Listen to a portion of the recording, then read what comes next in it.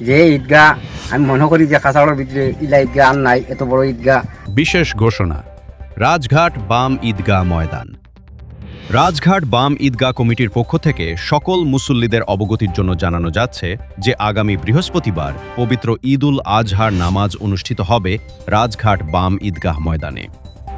ঈদের জামাত শুরু হবে সকাল ঠিক ৮ ঘটিকায়। নামাজ পরিচালনা করবেন বিশিষ্ট ইসলামিক চিন্তাবিদ ও আলিমে দ্বীন আলহাজ হজরত মাওলানা ফখরুল ইসলাম সাহেব।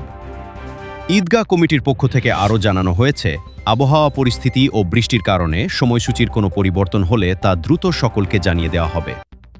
এছাড়াও কমিটি সকল মুসল্লিদের প্রতি বিশেষ অনুরোধ জানিয়েছে, ঈদের দিন বৃষ্টি হলে তাড়াহুড়ো না করে কিছু সময় ধৈর্য ধারণ করুন এবং ঈদগাহ কমিটির সাথে যোগাযোগ রাখুন।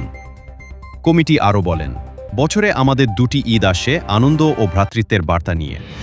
তাই আমরা সবাই যেন শান্তিপূর্ণভাবে, শৃঙ্খলার সাথে এবং সুন্দর পরিবেশে ঈদগাহ ময়দানে উপস্থিত হয়ে ঈদের নামাজ আদায় করি। ধন্যবাদ। রাজঘাট বাম ঈদগাহ কমিটি। যে ঈদগাহ আমি মনে করি যে কাছাড়ের ভিতরে ইলা ঈদগাহ আর নাই, এত বড় ঈদগাহ।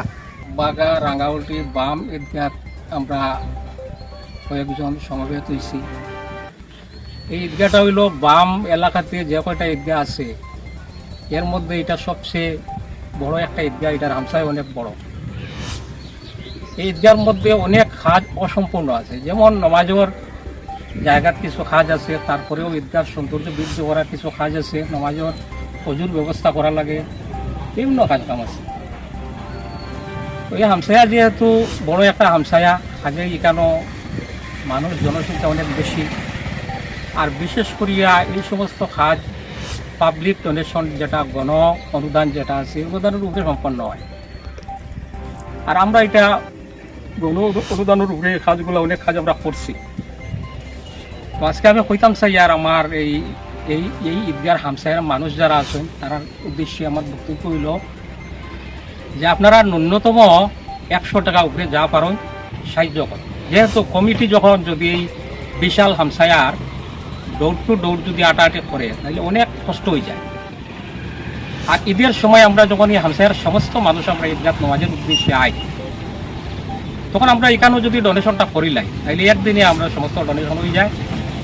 আর এইবার সুন্দরভাবে যদি আমরা মন দিয়া যদি আমরা ডোনেশনটা করি, আমার মনে অসম্পূর্ণ কাজ যেগুলো আছে এগুলো আমরা কমপ্লিট করি।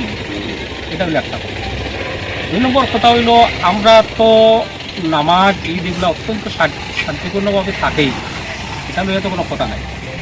কথা হইল আমাদের যে বাচ্চা কাচ্চার মধ্যে উচ্ছৃঙ্খল কিছু যারা আছে, আর বিশেষ করে অন্যান্য সময় যে সতর্কতার মধ্যে বাইক গাড়ি তারা চালায়, ঈদের দিন ঈদের খুশির কারণে অসাবধানতাটা একটু বেশি থাকে।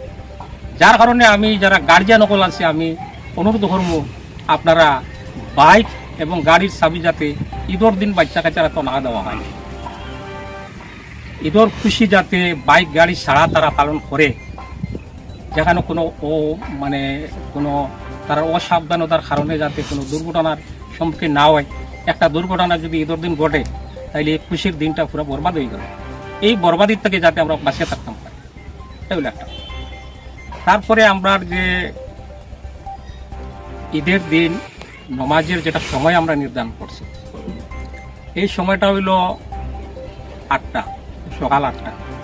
হয়তো যদি ওই টাইমে মেঘ থাকে তাইলে সময়ের অধিক যদি হয় তাইলে জানানি হইব 8টা। যদি কোনো কারণবশত দেখা যায় যে আমরা ঈদের নমাজ ঈদগার পরিবর্তে মসজিদে পড়া লাগে, তাইলে আমি আহ্বান করবো যাতে ঈদগার ওই ডোনেশন যেটা আছে এটা মসজিদে হয়, ওইয়া ঈদগাহ পাঠাইয়া দেওয়া হয়। কারণ বারবার আমি যে কথাটা কইতাম চাইয়া, এটা আমার কাছে সবচেয়ে বড় একটা সুযোগ। আমরা আমাদের মধ্যে দান দক্ষিণার যেটা প্রচলন, এটা আমরার মধ্যে আসে। আর বিশেষ করে ধর্মীয় প্রতিষ্ঠান যেগুলো আছে এগুলো তো আমরা দিই।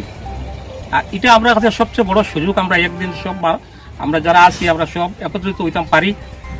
আর একত্রিত হওয়াটা হইল গিয়া যখন হইব আমরা তখন দান দক্ষিণাগুলো আমরা দেওয়া এবং কমিটির পক্ষে পৌঁছার জিনিসটা সহজ হয়ে গেল। ওই কাজটার প্রতি যাতে সবল লক্ষ্য থাকে আর টাইমের প্রতি বিশেষ সতর্কতা থাকে।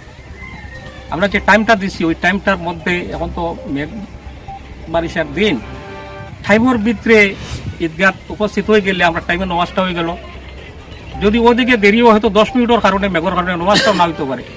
আজ এই টাইমের প্রতি সতর্কতা যাতে রাখা হয়, এই অনুরোধ আমি আমার হামসায়াবাসীর সমস্ত মানুষের কাছে করলাম। এই ঈদ সুন্দর এবং সুষ্ঠুভাবে যাতে আমরা উদযাপন করতে পারি, এই কামনা প্রত্যেকজন মানুষের কাছে রাখিয়া আমি আমার বক্তব্য শেষ করলাম। আসসালামু আলাইকুম, ঈদ মুবারক।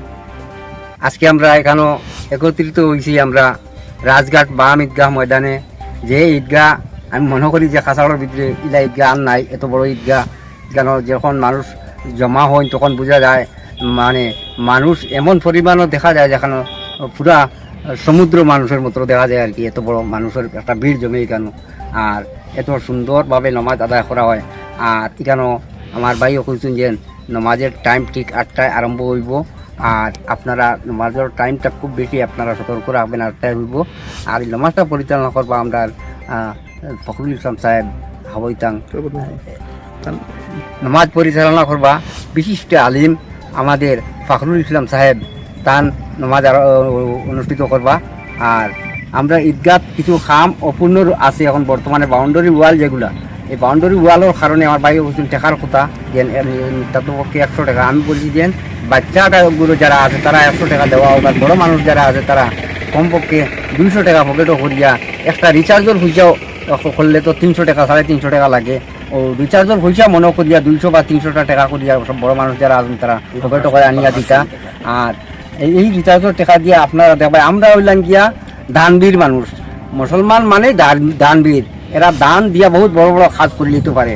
তাই আমরা দানের মাধ্যমে আজকে এত বড় ঈদগাহে তৈরি করতাম পারছি, তাতে এটা সুন্দরও করতাম পারবো। আপনারা যেরকম দান দেন ওরকম দানটা দিবা এইবার নামাজে, ঈদের নামাজে। এই বলি আমার বক্তব্য এখানে শেষ।